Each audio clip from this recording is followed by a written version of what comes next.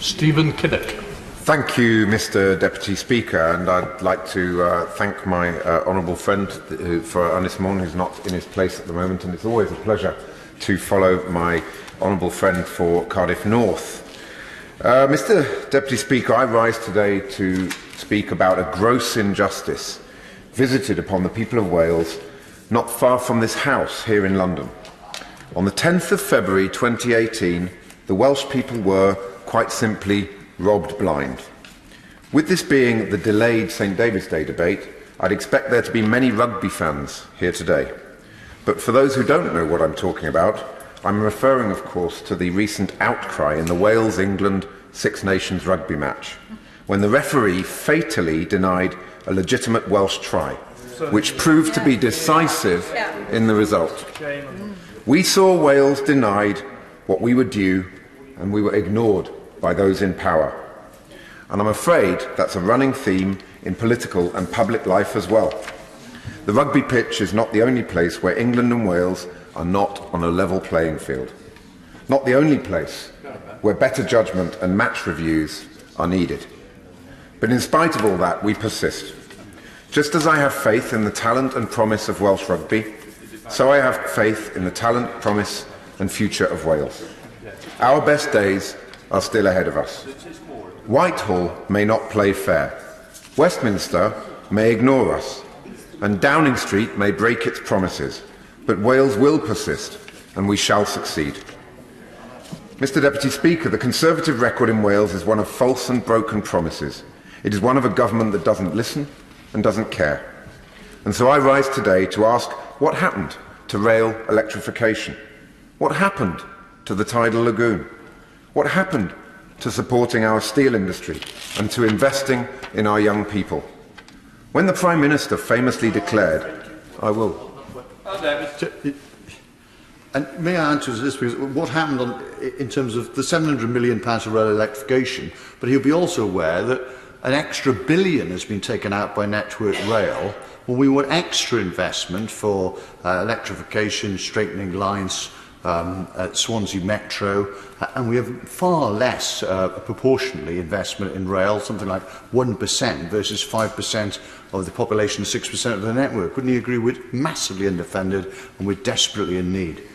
I thank my honourable friend and agree absolutely that if this government is serious about rebalancing the British economy, which is grossly skewed towards London and the South East, that has to start with infrastructure investment. And when you look at the per capita sums of money that are spent on for example, the difference between London and the South East and the rest of the country, it's a chasm, and it has to be filled. When the Prime Minister famously declared that nothing had changed in Wrexham, she did so in front of a sign claiming that she had a plan for a strong and prosperous future. But building that future requires investment, not platitudes. It requires action, not warm words. Over a year ago, the Henry Review, a government-commissioned review carried out by a former Conservative minister, no less, reported back calling for the Swansea Bay Tidal Lagoon to get the go-ahead. It's a groundbreaking project that would power 150,000 Welsh homes for 120 years, creating thousands of jobs and using Port Talbot steel. But nothing has happened. 14 months on, and the government hasn't even bothered to respond to the review. And it's just like the sector deal for steel. For 6 months, a comprehensive plan for how we can turn our steel industry from one that is just surviving into a sector that is thriving, a plan that would allow our communities to fulfil their potential, has sat on the shelf gathering dust. It's a plan that would see an additional £1.5 billion of investment over the next 5 years, increasing production by 40%, creating 2,000 more jobs, training 200 more apprentices a year, and increased investment in R&D. It has the support of the steel companies and unions, but to unlock that investment, the government needs to act to cut energy prices, which are, on average, 50% higher than those of our competitors. The steelworkers of Port Talbot, Llanwern, Trostre and right across Wales have shown the lengths that they will go to save our steel industry. But when they agreed to changes in their pensions to save the industry, the government did nothing, ignoring our calls for changes to deemed consent that would have helped many maximise their savings. and doing nothing when dodgy pension advisors, vultures, swept in to rip off our steelworkers. Since the 2015 election in this House, Labour MPs have called on ministers over 700 times to stand up to support our steel industry. And while the business secretary was on a jolly in Australia, I was out in Mumbai with Community Union, fighting for the future of our steelworks and our industry. How much longer is this meant to continue? On the tidal lagoon and steel, we seem to have a government incapable of making any decisions, a government frozen by its own ineptitude and shortcomings.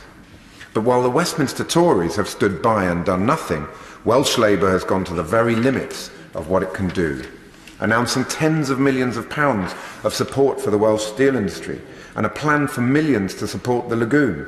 While the Tories stand by, Welsh Labour stands up.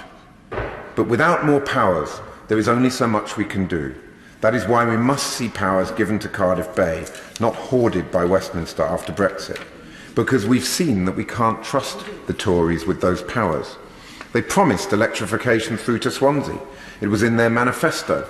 The then Welsh Secretary not only assured me, but promised that we would see electrification when I challenged him on Question Time back in 2015. But the day before learning of millions of new investment in London with Crossrail 2, we were told that electrification would be cancelled, that instead we would get hybrid diesel trains.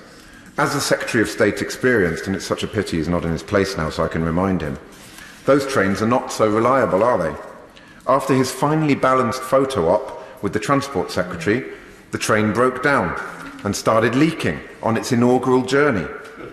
I think the people of Wales deserve better than that. And we deserve better than a government forcing a prison on Port Talbot against the wishes of the community in a totally inappropriate site. I agree that we should be investing in better and newer prisons, but they must be in appropriate sites, not right next to schools and retirement homes, on marshland with poor communications. And this must be done with the consent of the local community. So we need a government that listens, and a government that won't try to build our future on the cheap.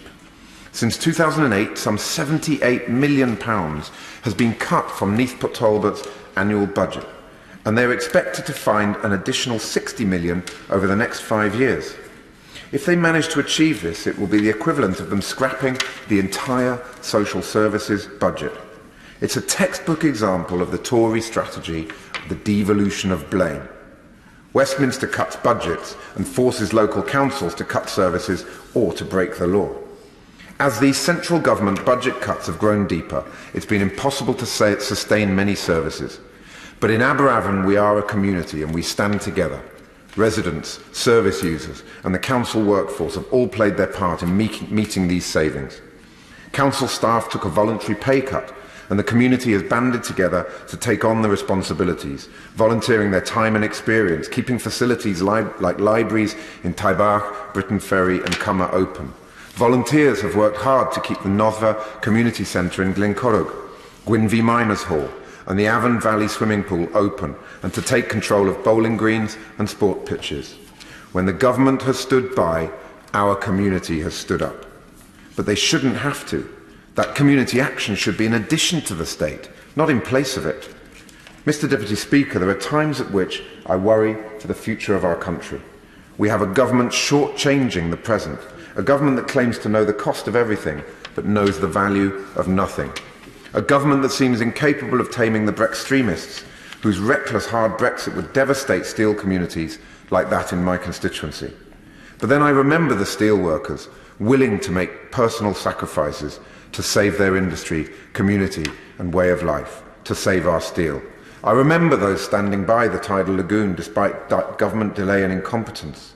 I remember the residents standing up for their services.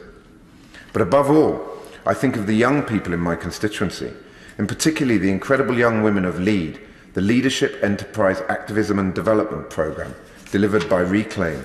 Through LEAD, these 12 and 13-year-old girls from across Aberavon are engaging with the issues that face our community and are gaining the confidence and skills so that they too can be change makers, leading change and making a difference in Aberavon.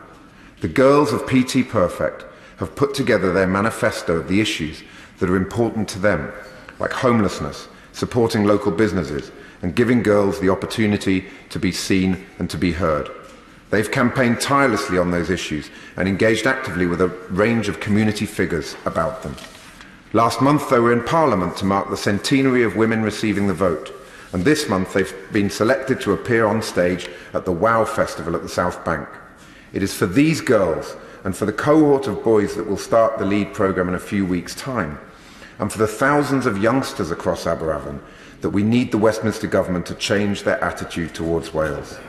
Labour understands the potential we have in Wales and are willing to do what's required to allow us to fulfil that potential. The people of Wales deserve better. The people of Port Talbot deserve better. And all in our country deserve better.